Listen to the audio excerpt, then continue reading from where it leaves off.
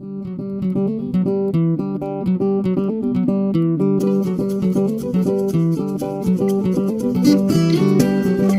to this journey where we dialogue with thought and heart leaders to share their reflections on human condition and how to improve them. Today we have with us Dr. Shalini Bahl. Dr. Shalini is a town councillor at Amherst, Massachusetts in America. She's an affiliated expert at the Eisenberg School of Management, where she teaches, among other things, an interesting course on mindful marketing. She's also the founder of Know Your Mind training, and you can join her every Friday for a free mindfulness session during the pandemic. So welcome Shalini for this special series on COVID-19 and beyond. As I keep starting my conversation with most of my guests saying that these are extraordinary times. So let's stroll over some of your experiences and some of your insights and see what emerges out of this conversation. So my first question is, what's happening in the place that you are in? What's happening in the vicinity, in the town? How are things evolving there? Yeah, so thank you so much for inviting me. And one thing I can say I am craving is meaningful conversations. And that's why I actually said yes to this, is because of that. Because most of the conversations right now are around, of course, coronavirus, but they're based on fear and, what's going on in the news, basically so much of information. And one of the things I'm hoping to bring to my family and to people around is like using this opportunity as a pause and to step back and see how we can start connecting, communicating from not that place of rushing and fear, reactivity, but also using this opportunity as a gift to see what we would like to see happen moving forward and what can we each do right now for ourselves and so forth. So thank you for this opportunity to have this conversation. What I'm seeing, of course, let's start with myself and then we can go out. I mean, the whole conversation could be just around this. So just internally, as being a mindfulness practitioner, I'm noticing every now and then as I'm reading the news that my heart is beating faster or I'm like my body is tightening. And that's really natural to happen. No matter how long we've been practicing mindfulness, the fear, the anxiety, all of that are natural reactions to have at this time. So if anyone's feeling that, that's totally okay to feel that. And then because of the practice, I'm able to then say, okay, take a deep breath and see what you need right now. So then that's the idea with which I'm working within the family. We're having, my son is here. He's 25 years old. So he's with us. So we're a unit, my husband, my son, and I, and our cat. And we live in Amherst, which is a small college town. So all schools, all colleges are closed right now. We're practicing physical distancing. All businesses pretty much shut down.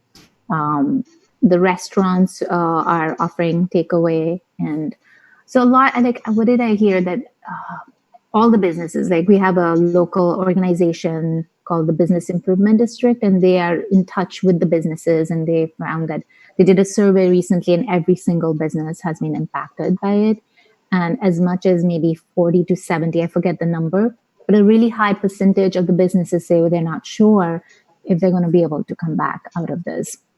So it has a huge impact. And I'm a business owner, I'm a community member, I'm a town councillor. So, I'm seeing this happening at so many levels. So it does become, like, oh my God, okay, I'm very fortunate. I'm living in a very safe place. We have food, we have shelter. I'm here with the people I love. Yeah, my parents live in the Middle East, so they're safe. So we're kind of safe in this bubble. But then as soon as I open my eyes and, think about the people who are being impacted, and it can be overwhelming. Yeah. So that's where we are. Yeah. You mentioned this thing of how we are constantly being, I may not use the word, but I don't have a choice right now, but bombarded by these news, the sensationalizing of some of the things. But of course, there is the underlying reality as well of so many people contracting and the potential of it being even higher. You mentioned this thing where where your body, your emotions are responding to this in a certain way, and if we were to just step back, then I think we would agree that different people on the spectrum would respond to this in a different way. On one side, somebody who's sensitive, empathic, like you, who has a larger circle of sentiment, is responding in a certain manner. But then there are also people who are taking this lightly and peddling misinformation, peddling um, all sorts of things. And how would you even begin to have conversation with people who are not yet seized by this thing? Thank you so much for asking this question. It's such an important question, really, because we do have these extremes. If you have to look at it, one end where people can go into total overwhelm and they're sensitive, and so they get overwhelmed. And very importantly, we want to also acknowledge there are people who are maybe they're younger, maybe they're not affected, maybe they're in denial. We don't know. There are many. I've been looking at what is the psychology of people who are not practicing physical distancing or not taking this seriously, and there's a whole different, uh, a whole array of reasons why people are complacent right now, and it's so easy to judge them, especially for people who can see the interconnectedness of all of us at this time and how your action is not just impacting you anymore, it's really impacting all of us. So it's so easy to judge these people who are not taking this seriously and being foolish, it looks like. The important thing, again, as part of our mindfulness practice, or even just common sense at this time, is to notice our judgments that are coming up and then to transform that judgment to curiosity and compassion. Because just from a common sense point of view, if we want to bring everyone on board and we want everyone to be working together at this time, we need to have empathy for everyone, including the people who we think are behaving very irresponsibly. So that's a starting point to remember is empathy. Start from there. And the second thing is curiosity, to understand where are they coming from. So instead of just starting the conversation with how can you do this? How stupid is that? Or, going into judgment and blame and shame, which is going to shut them down psychologically, and they're going to just become defensive, and the conversation is just not going to make any headway. So if we start with, sharing, like, I'm so concerned about my family, I'm so concerned about my seniors or, the elders in my family, and these are some of the things I'm doing for that reason, even though I'm healthy and I think I would be fine, but I'm doing this because of this. I'm just curious, like, what is going on for you? Like, how are you doing? And, what's happening for you? Just starting with these open-ended questions and then starting to see where are they going and really keep returning back to that place, because the mind is automatically going to get hooked because we all are under fear and threat right now. So just remember that you are going to get hooked again and again. Even if you start in a spacious way with that conversation, once we get in, we're going to come back. So it's a practice. We have to keep coming back again and again to sharing some of, coming from a place of curiosity. Then, depending on what that person's reasoning is for not doing. So, for example, in the West, we have this very individualistic society where my personal independence is very important. So I've been reading in the newspaper how some of the people have been like, this is my decision. If I want to go to the pub, I'm going to go there and I'm going to do what I want. So that is one perspective, right? So when you're talking to someone like that, maybe a response could be something like, I totally agree with your desire for independence and freedom of living your life the way. But the poor people, the seniors who are most vulnerable at that time, they also have a right to safety. And if your actions are impacting their safety, then you're violating other people's rights at this time. So, like having those kind of conversations where there's no judgment or blame, but more meeting people where they are. So that's what I would. Yeah, thank you for framing this in such a beautiful manner.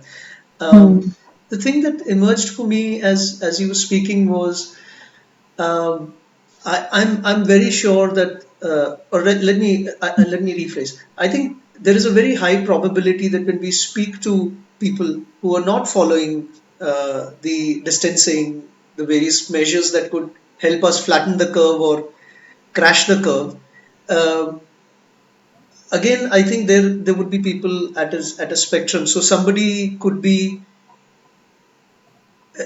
can even so we can engage with some people where we see that the issue is the empathy deficit, uh, and when we are empathic with them, they might get into a conversation. Then I'm sure that, as you pointed out, that different people would have different motivations for doing this behavior. You still would have a large chunk maybe of people who would not even go there. And again, not to judge them. The challenge is that on one side, the government has this responsibility of safety, more on the paternalistic uh, form of measure. And then on the other side, we have the empathic response kind of thing. And I know there are no easy answers. I think sometimes people do not, sometimes people don't realize they're putting their own lives at risk and others' lives at risk. Um, and I think these are very difficult things to manage. Any thoughts that emerge for you on this? Yeah, as you were speaking, I think you really helped me think about it. Another issue that comes up is that when people think of empathy, they think that we're being soft and letting people go and saying, okay, you do you and I'll do me and I'll just be kind and nice. And that's not what empathy is, or even and compassion for that matter. So it's really important to discriminate that, especially now speaking as a town councillor, because we're making some very hard decisions, or rather we're supporting a town manager who's the executive branch, and he's making these calls of who should close and who can, how to go about it. And so real compassion is looking at the consequences on all the stakeholders, especially the most vulnerable in our community. So the homeless people, the people who are affected most because of they've lost their jobs. And so when we're making decisions through the lens of looking at all of these people, then compassion actually means shutting down businesses right now.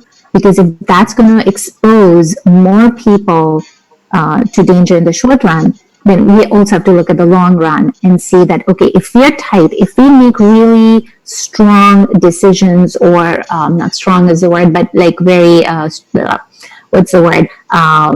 Optimal apt. Forceful, or like we're going to shut this down. It's a very it may seem like a harsh decision for the businesses, but we're looking at all the stakeholders and we're looking long term. So even in the short term, this may seem harsh to the businesses, but we know that in the long run, the sooner we're able to get or flatten the curve, in the long run, it will be better for not just these businesses also, not just for the community, the vulnerable people, but even these businesses. So compassion doesn't mean just being nice and kind. It just means you're removing the drama.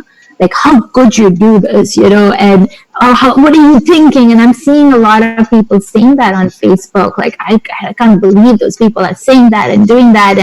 And people telling each other, oh yeah, it's okay to judge them, judge hard, judge big. But I'm just like, to what end? The more you're saying that, the more you're closing doors for people who might be on the border. There are people who will never change, and that's where the government comes in. So, like, for example, we first were allowed for.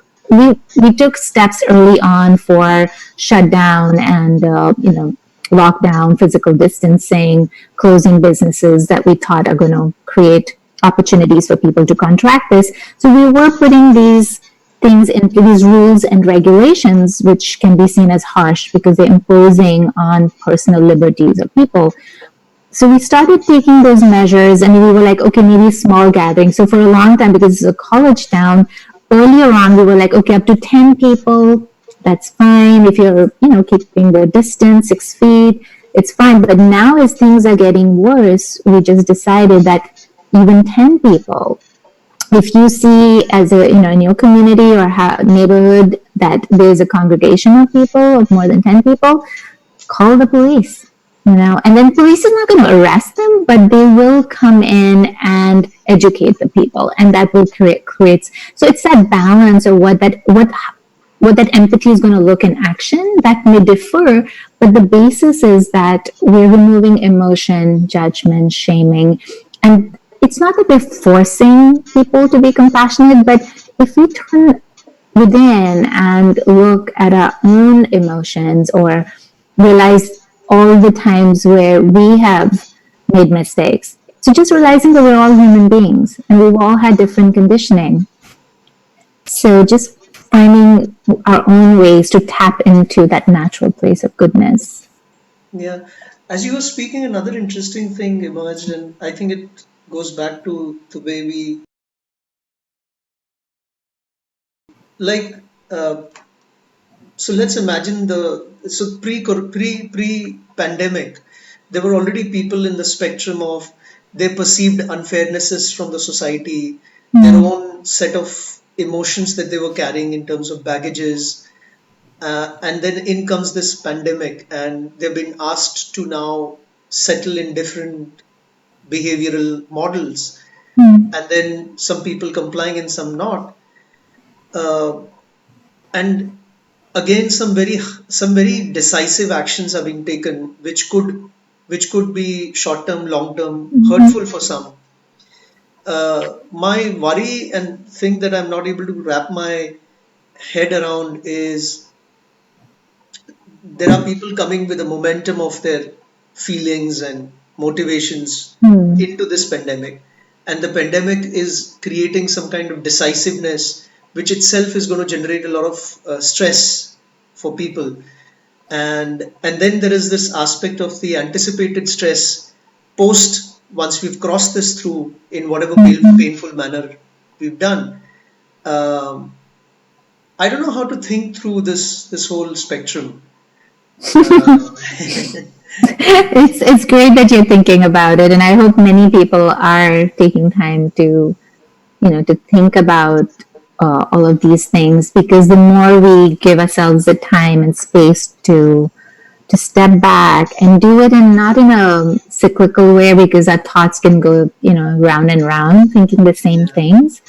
um, I'm sorry, I'm going to say this in advance, a big apology if every answer of mine involves mindfulness in it.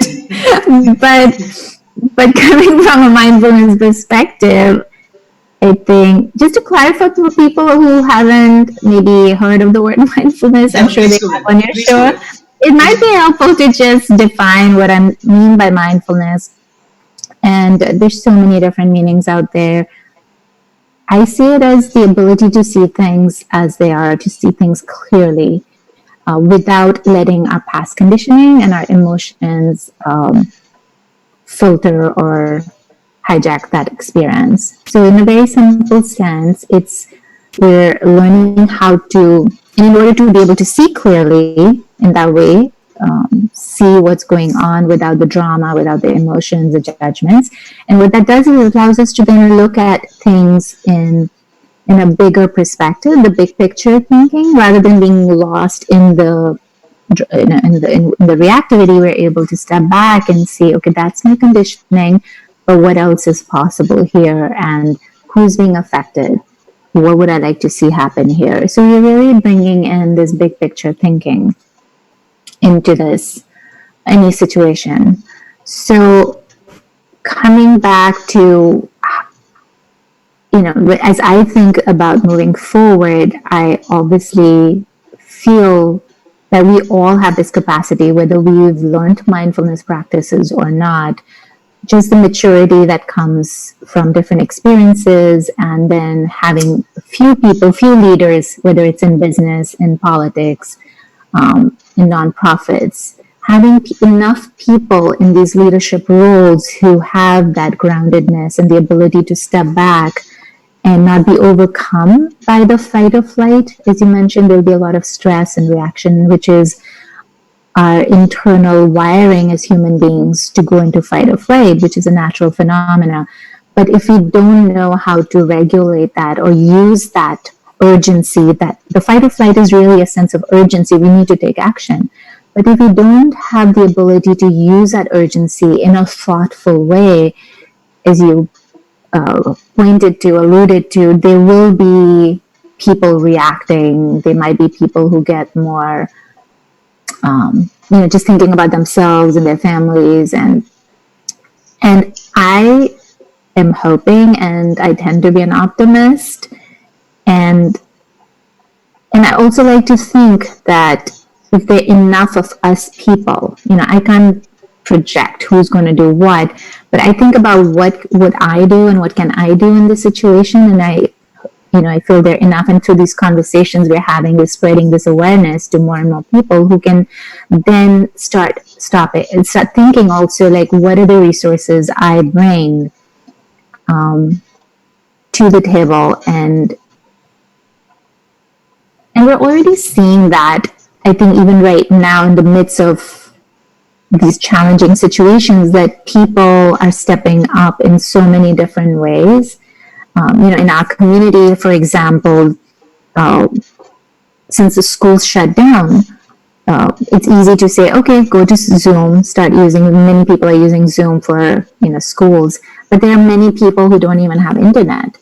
And so I'm just so proud to see the parents in our community came together and working with the school superintendent, and they created a GoFundMe to get internet hotspots for these 100 families that don't have internet, or like seniors who aren't able to go to the senior center or get food. Our senior center in town is sending food to these people.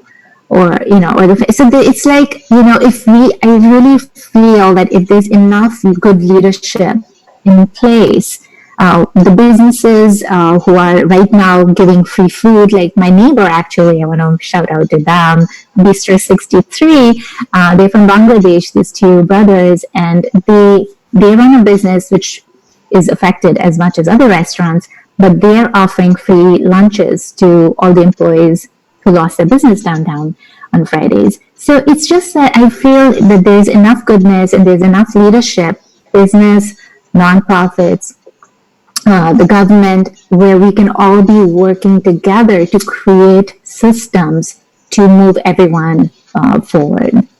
Yeah, it's interesting the way you responded on this. In fact, it sounds the spontaneous emergence of some kind of order to take care of the disorder, and yet having the room and the gap that there is even more to be done in terms of overcoming the disorder. And disorder not in the wrong sense of the term, but just that chaos. Yeah, absolutely. And it's going to be interesting to see, but I think if all of us are willing to take that responsibility, not feel, because you can feel overwhelmed with so much chaos and feeling helpless. How are we ever going to get out of this? And they've done those studies, right, in compassion, where people were their brain waves were being monitored, and they were exposed to helpless children, for example, and they monitored what's happening in the brain, and the parts of the brain related to hopelessness were activated. And then they switched to a very simple exercise of loving kindness practice. So all the subjects were asked to send out. So that was a doing. What can they do in that moment was just, in this moment, all I can do is send loving kindness wishes. Maybe these kids' lives improve. And just sending those loving kindness wishes shifted the activity in the brain from hopelessness to hopefulness and feeling good. And I think that's where the leadership also can inspire people, that if each of us can do, all of us have resources, which we don't, because that's another problem, or the way we're wired is the negativity bias, where we're only looking at the threats. But if we all stop and look at not just the threats, but what do I have? What are the blessings? What are the resources, skills, time? What do I have that I can offer even one person, one neighbor, one senior, one child? And that feels so good. The fact that I was able to help this one person. So we can move from that hopelessness, overwhelm, to all, doing our bit, doing one thing, working together. And that could help a lot. Yeah. I remember I was some time back I was listening to this TED talk. There's this interesting author who's covered psychopaths, and I'm forgetting his name. I think some Ron Johnson or something. I'm getting the name wrong, I guess. But one of the aspects that he mentioned of people who are sociopaths and psychopaths is precisely their ability to up down regulate their own emotions, Mm-hmm. have the space between the stimulus and response, and at the same time being able to be very accurate about reading the other people and be able to manipulate it to their advantage. Mm. And why I mention this is I think like any other event in our history, even this is an event which is going to throw up all sorts of behaviors, Mm. and uh, uh, it will definitely also have some people, as you mentioned, what can I do? What do I have? And, moving one step at a time rather than thinking of moving mountains at this Right. moment.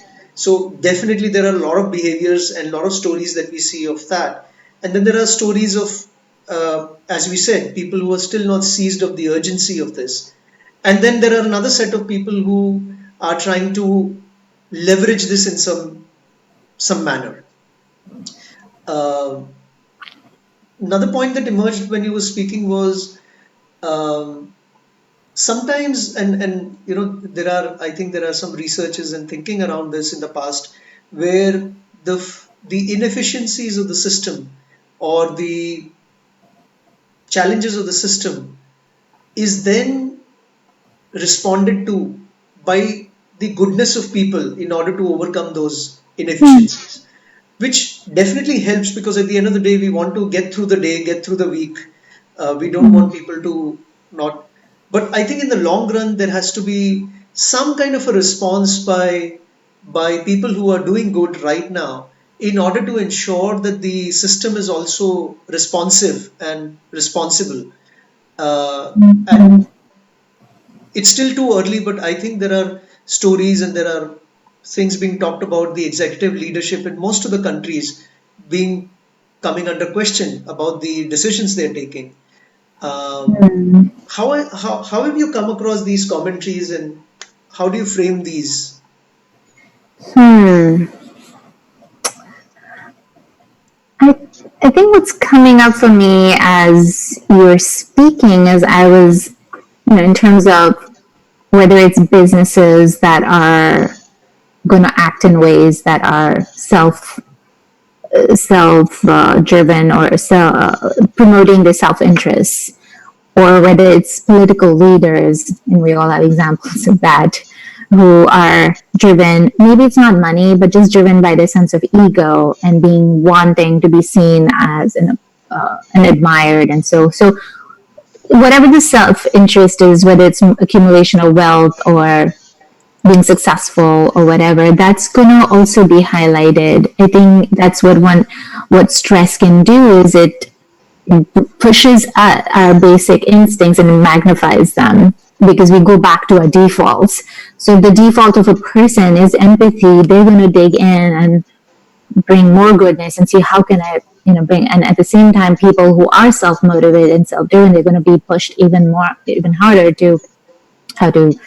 So where again, I think it becomes all of our responsibility is that our actions, the smallest one, like where am I spending my dollars or rupees, in terms of what businesses am I supporting with my dollars. So kind of like making a note of the businesses that we feel are really stepping up at this time and making sure that we also support those businesses with our dollars, or who are the leaders then again, who we can trust, who've shown transparency, who've shown their intentions. No one has a playbook. That's what everyone's saying. We don't have a playbook for this. And people are going to make mistakes. That's okay. But who are the leaders who are showing up with complete transparency? And the biggest thing is our intention. What are the intentions that are guiding people's actions? Again, is it self-motivated, self-interest driven, or is it looking at the larger good of people? And especially the good of the most vulnerable people who generally don't have a voice in the system. So, in our community, the homeless people or families who have lost their jobs, and so are they being taken care of? Not just the big businesses and so forth, but who? So when we step back as consumers, as voters, as employees, which companies am I going to give my skills to? Do I just join the company because it's going to pay me a lot of money? Or do I actually look at the values of this company and do they align with me? So I think all of this disruption that has happened can also be seen as an opportunity now for people to reframe and look at what school, university do I want to join that has values? Which businesses that do I want to join? Who am I going to vote for? For all of those people who never voted before, you know what? I was one of those people. I was like, hey, I'm doing my research on mindfulness. I'm making the world better. So I'm doing a good job. I'm a good person. Until I became a citizen here in America, and of course I couldn't vote before that, so I had a good reason to be, although it doesn't count. But that was my justification that I'm not a citizen, I can't vote, so it's fine. I don't have to be involved with this politics and whatnot. But when I became a citizen and I had to vote, and I'm just an academic, a researcher, and so I was like, oh, got to study the issue. I can't just give my vote. And once I started studying the issues, I started finding the systemic issues that exist in our community and exist everywhere. And and and I realized that it's my complacency as a voter, as a resident, as a citizen that's allowing these things to happen. And that was that was one of the reasons why I ran for elections in my local government as well. That's my way of stepping up as an immigrant citizen to share what I know and bring a perspective that other people can't bring, even though I know nothing about politics. Before this, I didn't even read the newspaper. I just read the horoscope newspaper. And, but then I realized that it's our complacency as human beings. We just get comfortable in the way we've been living. And I think opportunities like this can be a disruption to our default way of living our lives. And it's like a wake-up call. We are really interconnected. If anyone didn't know that, we know that, but if anyone didn't feel that before, now we know we are interconnected. Someone from Wuhan is connected to me here in American Amherst too. So I think these are all valuable learnings for the whole world at this time. And I think I feel good about the fact that the whole world is in this together. We're all in this together. And it might give us an opportunity to work together moving forward. Yeah, I remember what you mentioned right now. We are all in it together. Almost a couple of years back, I was fortunate to interact and dialogue with this wonderful human being, Jeff Lieberman. He was, by the way, from MIT, and he's done his physics and maths and computer science. And today he also, I think, on the Discovery Channel, he used to host a series called The Time Warp. And I remember talking to him, and he mentioned a thinker called Ellen Dissanayake. And this person is actually talking about how, unless there is a common enemy or a very strong common purpose, we just tend to just go away and just do our stuff and make enemy of ourselves. So I'm sure in these times, but as you rightly pointed out, there could be an interesting research around it. Like before the pandemic, there would have been a lot of rivalry and competition of a different kind. And this pandemic is happening, and you definitely, I think there would be a lot of stories of a lot of sort of rivals or quasi rivals coming together and trying to solve things. So a lot of collaboration happening. I'm sure it could be interesting to see that happening. And yeah, that's the way I saw and respond to what you mentioned. We are all in it together. That is an interesting point, that it takes a huge event to motivate or activate that empathy, that latent empathy or collaborative spirit. And it'll be very interesting to see. Yeah. Another interesting thing that you mentioned, and I know much before this pandemic, you were the one who would, I'd seen some of your Facebook posts, and you were already rooting for local businesses, Mm, and I think with the supply chain shock that the economies across the world are noticing, there mm, is definitely going to be a move towards local production, local consumption. And mm. then it's interesting what you mentioned, that we can vote by a wallet also. We can choose where our dollars, our rupees, our monies are going, and what are we really Right. supporting with them. So it's interesting Right. you mentioned that. Yeah, and it's hard, because Amazon has us all. As much as I want to, support the local businesses, and in terms of the variety, whether it is, or it's the convenience or the price factor, anything is cheaper on Amazon now. So they really have us good in that sense. I mean, good job done, Jeff Bezos, or however you pronounce his name.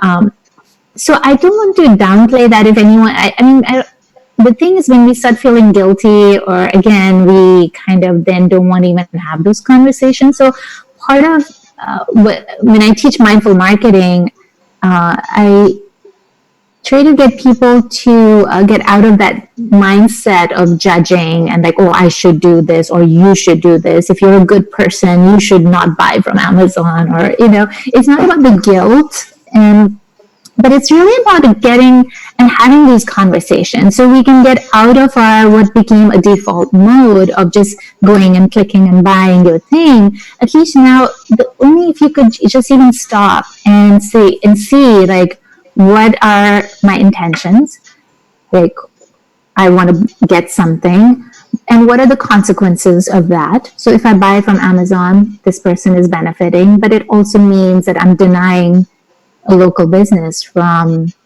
their livelihood, or the local farm, for example. And so I think if we can start just having that intentionality to stop and look at the issue a little bit, uh, especially now, given that we have a very big reason to do that. Because if we don't, we are going to end up with no local businesses. We'll just have these big chain stores, and there's no diversity, there's no, local beauty, culture, aesthetics, all of that. So if you really think through that, what are the consequences of this one click that I'm going to do right now and buy that? And I think it's going to be important for all of us to keep reminding, because it's so easy for us to go into a default mode of convenience. Yeah, And I think it'll take all of us. So thanks for asking that question. yeah. And I'm going to I, hold you responsible for making us all remind me. Remember, you made that comment about buying local? So we're going to have to remind each other. no, I can only say that I am a product of all my teachers. So by saying that, you're appreciating my teachers. Nice. Thank you. Yeah, that's beautiful. Yeah. I like the way you framed it, and I think I'm personally loving the way you're bringing back the whole conversation from seeing them as binaries and fighting binaries, to looking at them as part of the whole sort of yin yang, and then trying to see how do we work our way through them rather than just standing on one side and then calling out the other. Uh, Mm. be Mm-hmm. it in, be it in politics, be it in neighborhood, be it in businesses. Mm. I'm curious to know a little more about the course that you talked about. Can you share something more as to what does it contain, the mindful marketing, Mm. and how is it different from the conventional way in which the courses are conducted? Thank you for asking. Thank you. Can I just also acknowledge that you picked up on that non-binary aspect of this discussion, or not seeing things as either or, because that's a really big part of my own personal way of living. And so thank you for picking up on that. Now, about mindful marketing, which many people think is an oxymoron. How can marketing be mindful? But I like doing that. It's not either or, right? I like bridging worlds and bringing intentionality. So that's my background is in marketing. I have a PhD in marketing.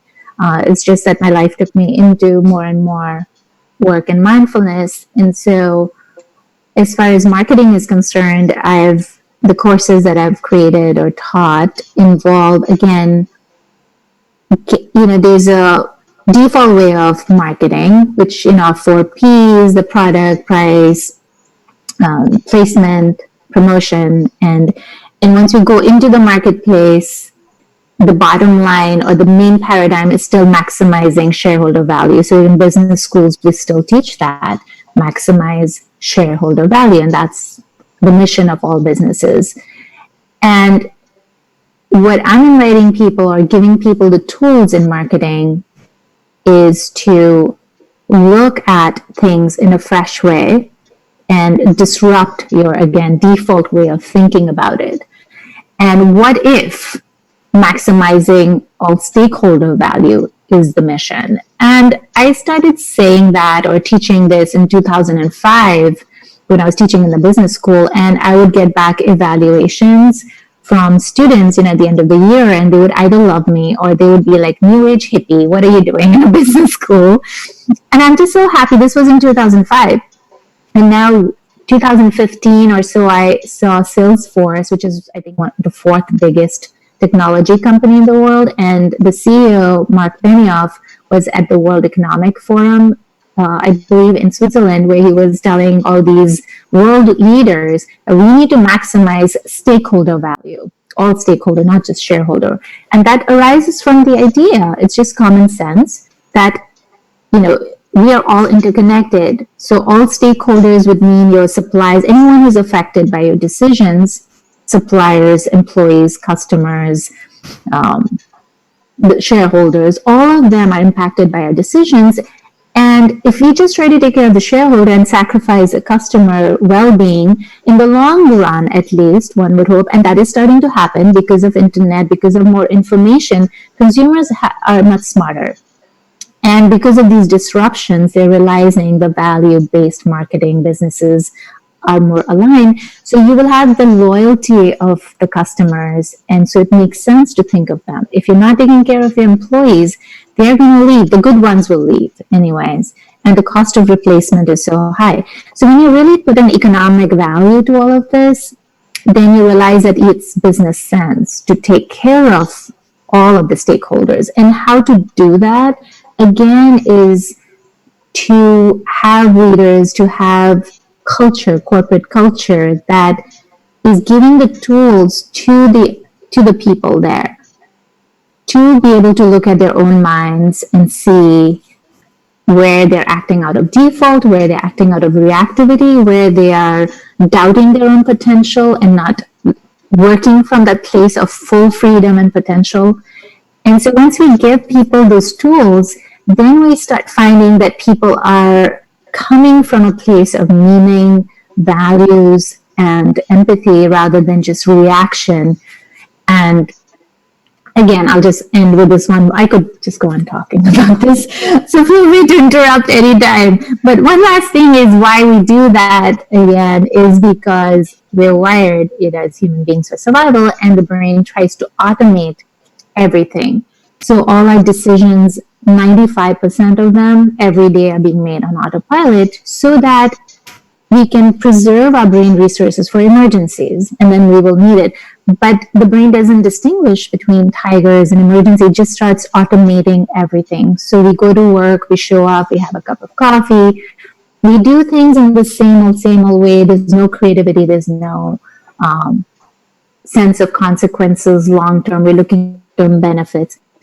And mindful marketing would be that you have the tools to disrupt this and your with you and looking at how Yeah. Hmm.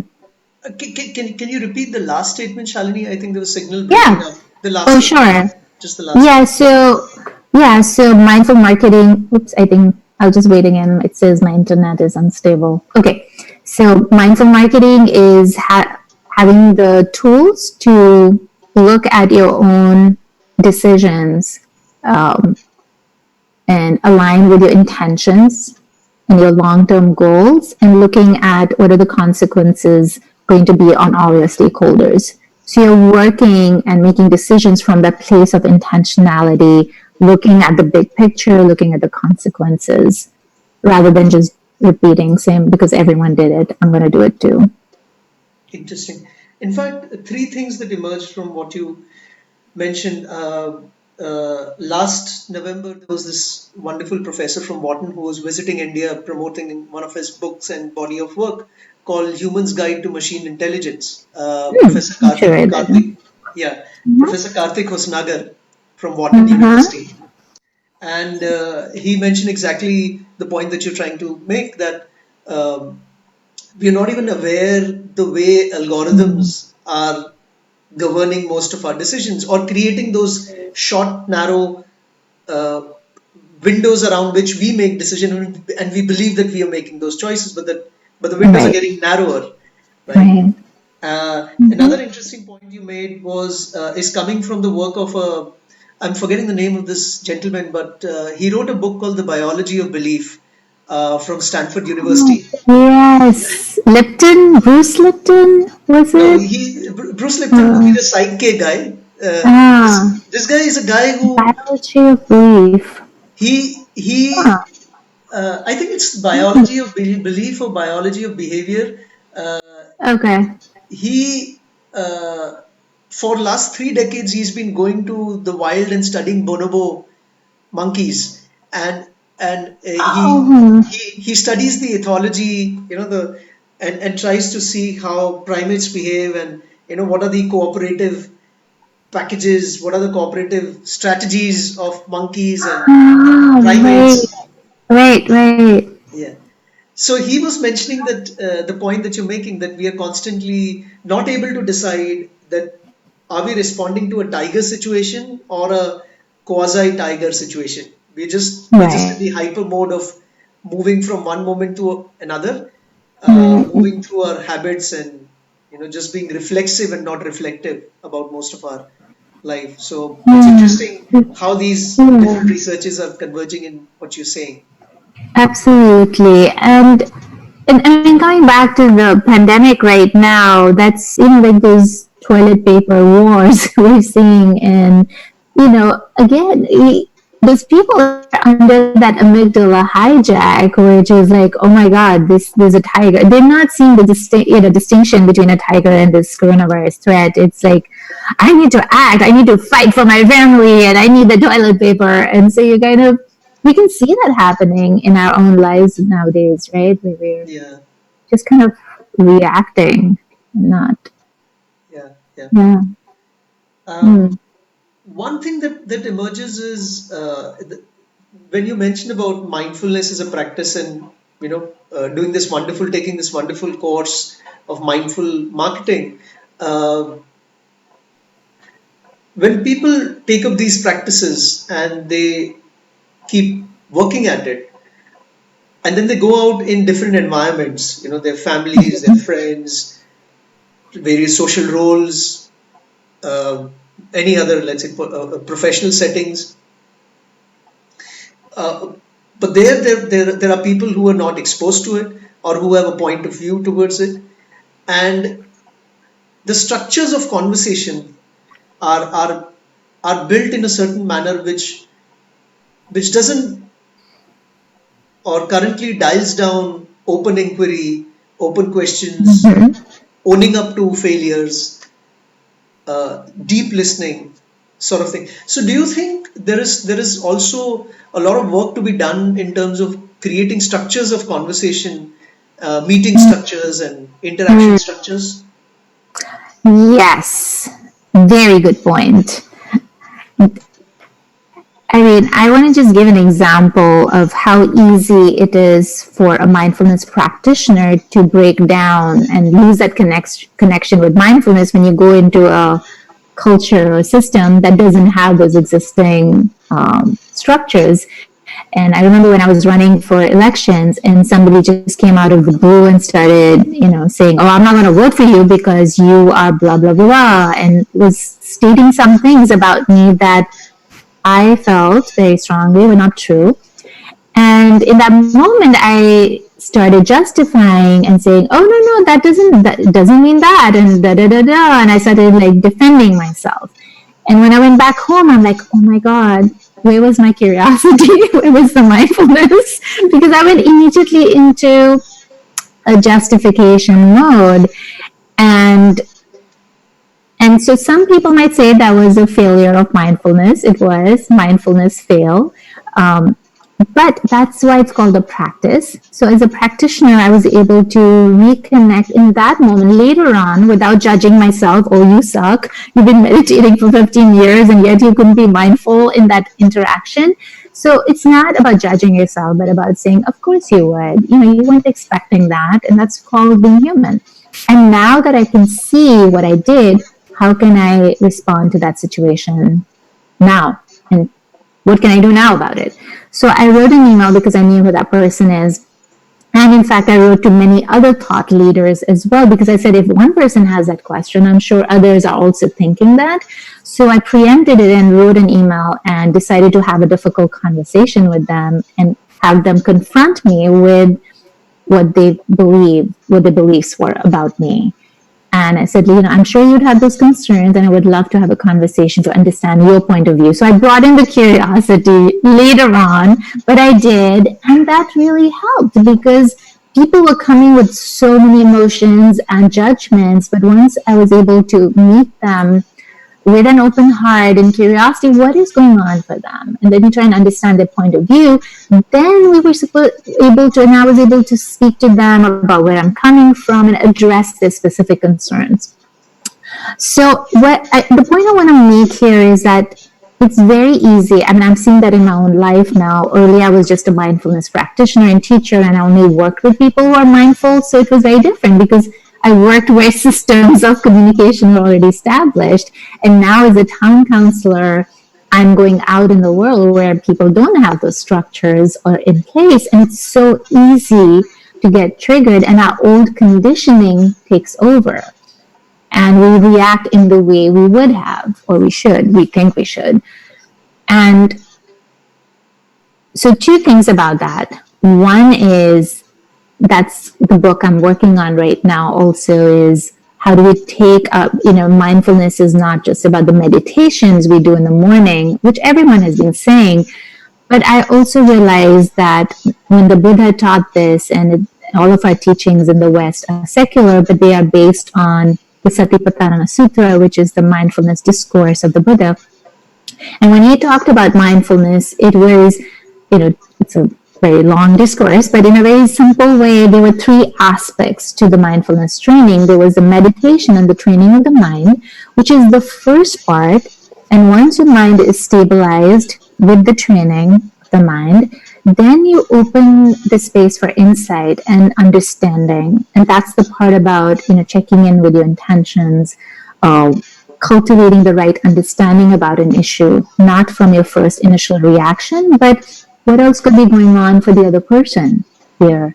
And looking at things from different perspectives. And then the third part is actively cultivating skillful actions, or what would be called ethical conduct, but ethical conduct in the West can be a very loaded word, and people are like, oh no, who are you to tell me what's ethical? And there again, I think the Buddha's teachings were so beautiful because he did not tell people what is ethical. He said, you choose for yourself what, when you do something or you choose an action, is that helping you? Is that helping other people? How do you feel after you do? So when I gossip or when I'm mean to somebody, check in. How did that feel? Did you feel good when you talk badly about people and you're gossiping? How did that feel? So the whole idea is to keep coming back and checking in with your own, rather than just doing it on default because it's fun in the time being to gossip, whatever, I'll do it.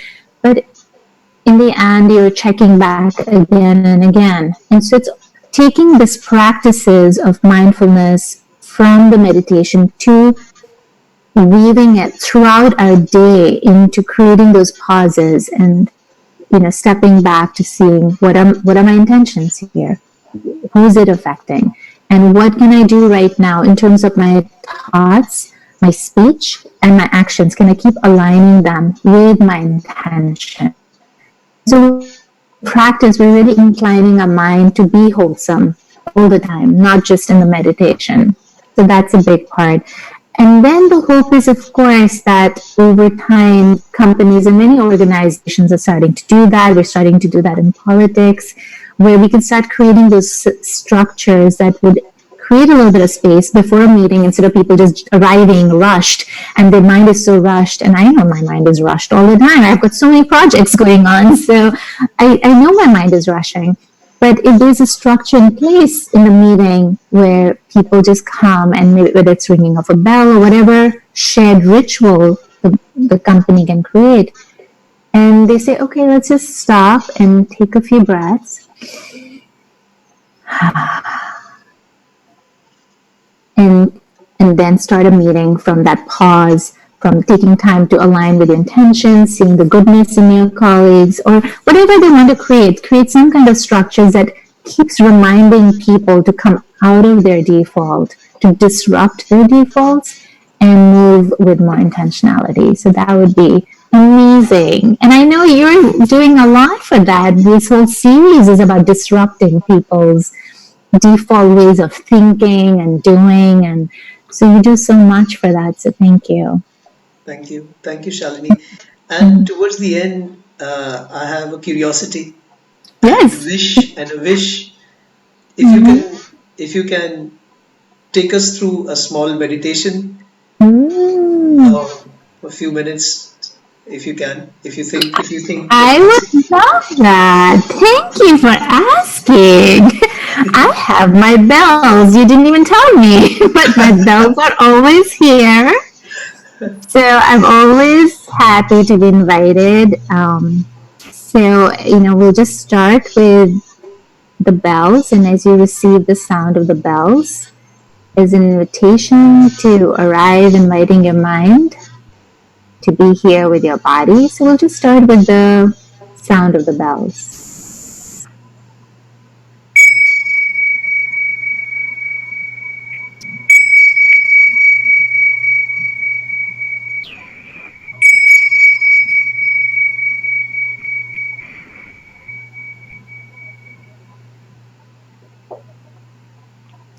So keeping your eyes lowered or closed, taking a few deep breaths in,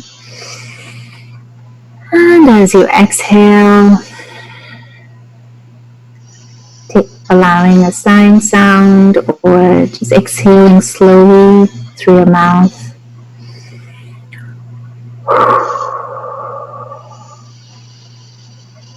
And with each exhale, allowing the shoulders to drop back and down.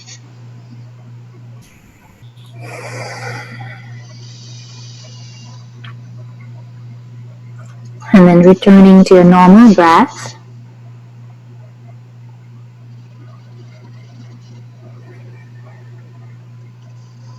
If your breath is deep, letting it be deep. If it's shallow, let it be shallow. All we're doing is letting go of any effort to do anything, to be anything special. No need to rush or be anywhere. Just for these couple of minutes, allowing yourself to breathe naturally.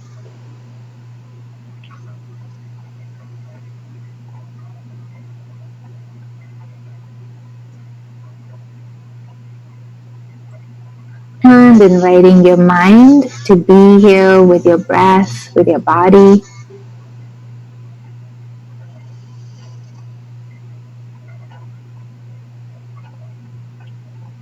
Giving care and attention to every in-breath, to every out-breath.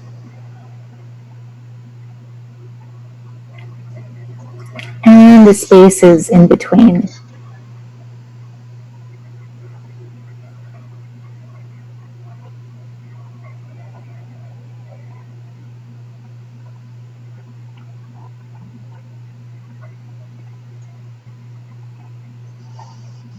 And if you find that your mind is really busy at this time, I sometimes find it helpful to place my hand on my chest and Really bringing your attention to the breath moving in and out of your chest.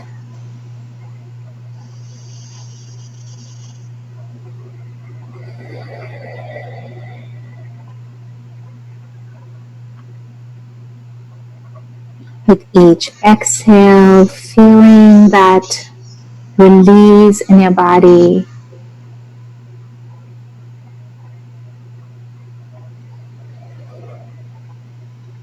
Allowing your shoulders and your body to soften.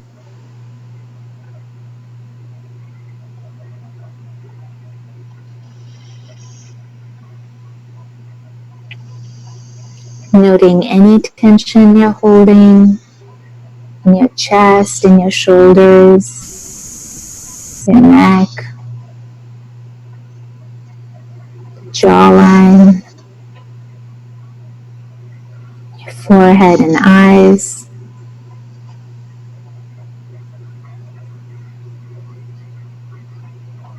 With each exhale, softening your body and all that is rigid within you.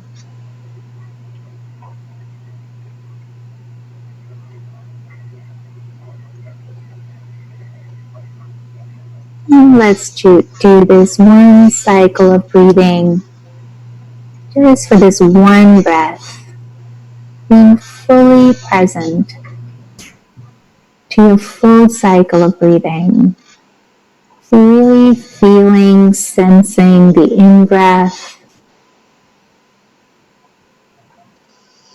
noting the pause in between, noting the exhale,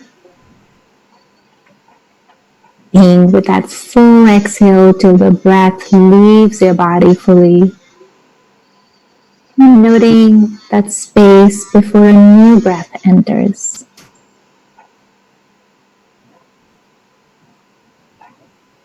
So just doing this one cycle of breathing at your own pace.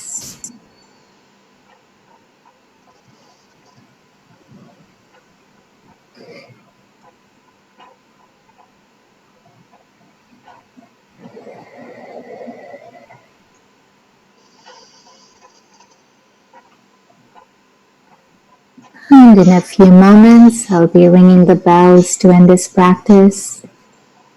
And even as we end, knowing that you can always return again and again to this breath within you as your own place of stillness, stability, and then taking actions from that place of wisdom and compassion within us.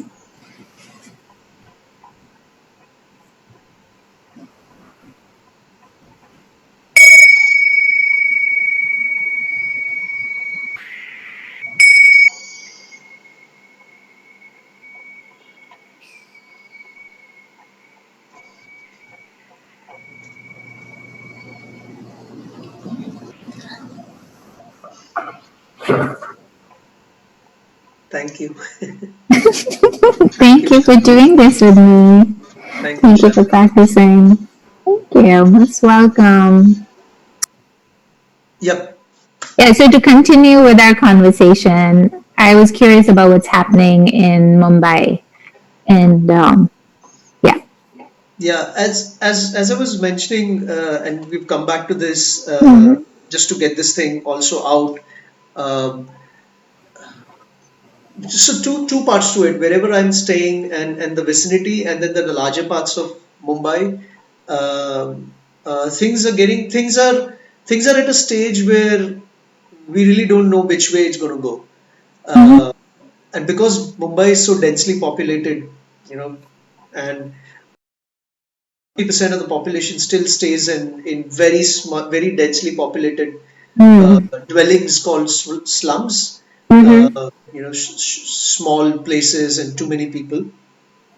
Mm-hmm. So yeah, a couple of these dwellings have been sealed off now because there have been cases reported there. Um, as to how the government is handling this, so again, the state government is different from the central government. They're at loggerheads in some sense. Mm. Outside of the COVID canvas, but I think during the COVID canvas, I see a lot of good things happening. While I still see a lot of political tone to a lot of things happening on a daily Mm. basis, but I'm really not bothered about it. A couple of social experiments were conducted, and I'm very happy because I did those. I participated in both those social experiments, and I'm very happy I did. Like the first one was Mm. when even before the national lockdown was announced, just a couple of days prior to that, the Prime Mhm. Minister Modi. So Prime Minister Modi gave a call to the entire nation. Why don't we just exercise self-restraint? Janta Mhm. lockdown, Mhm. and it got huge support. And towards the evening on that day, there was a call to action where at 5 o'clock for 5 minutes, if you guys can come out and the balcony and just cheer for the Mm. care workers and the police and the Mhm. essential economy workers. Mhm. So I still remember it was 4:50 and I was sitting and I was watching television and Mhm. suddenly I start hearing some sounds. It's not even five Right. yet, Uh-huh. and the sound's building up. So I just walk out and I stand in the balcony and I look at a lot of people. So I can clearly see where I am. It's dark right now, otherwise I would have shown. But I can easily see, let's say, 100 balconies from here, Okay.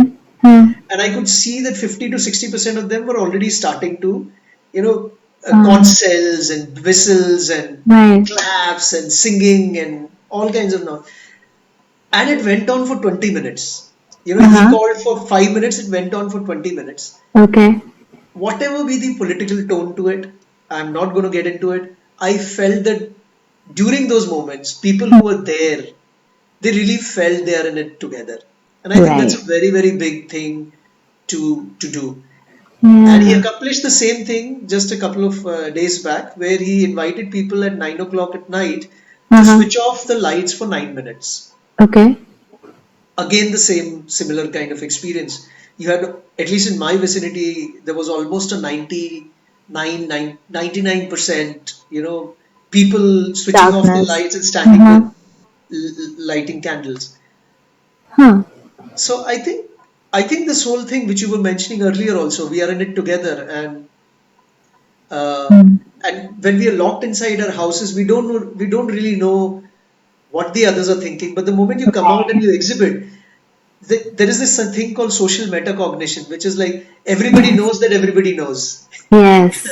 So I think that's a nice thing to have, a nice And you spirit to can have. and you can feel it. And I specifically want to speak to because this is coming from a political organization which has been divisive, and there are people who are on both sides of the fence. But again, when we come out of default of our attachment to the political aspects of it, we may not even go out and try these things. Yeah, But when you what I heard you say is that when you actually went into it not really buying into it, but when you did it, you actually felt that connection and that feeling that we're in it together. So this is again another example where disrupting our default because of the strong values we come from, and in a political situation, we could have just acted like, oh, I'm not going to be part of this because it's coming from the Modi government. yeah, But so it's, and I'm again like I don't want to talk. I'm with you politically on this, but I think this is a time where if the outcome of it is to make people feel that connection and feel good, then it doesn't matter what political party it's coming from. I think it was a great social experiment that way. yeah. In fact, another thing that I picked up from both the Mm. experiments and now that we're speaking on this is, Mm. uh, I think anything done at that scale is a systemic thing, and it has a lot of systems playing around, the perception Mm. systems, the motivation systems. So at the level of Mm. individuals, there are these different systems. At the level of uh, so so so I think any big event will have Mm. a spectrum of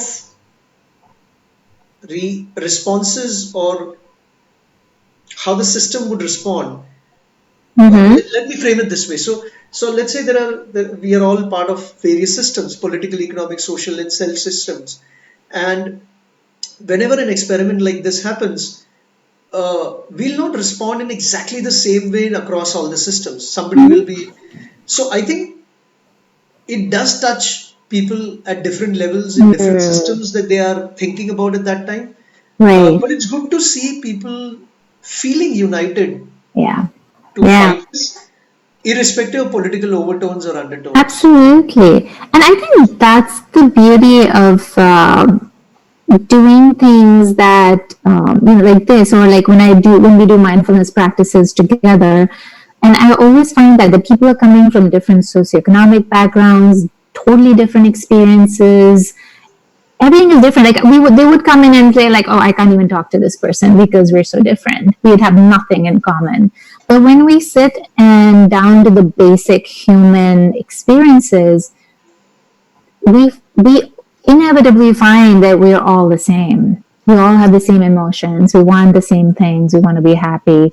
And so doing these kind of social experiments, whether it's that being in silence and darkness together, or music, singing like they're doing in Italy, or your experiment, when people are doing these, there's certain, I think, human conditions where we all get to experience that feeling of what it's like to be human together.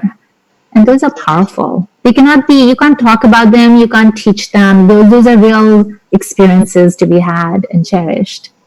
Yeah. Thanks for sharing that. That's so, because I was very curious how I've just been reading about people on Facebook talking about it, and there are people who are doing it wholeheartedly, and then there are people who oppose the Modi government and have been ridiculing it.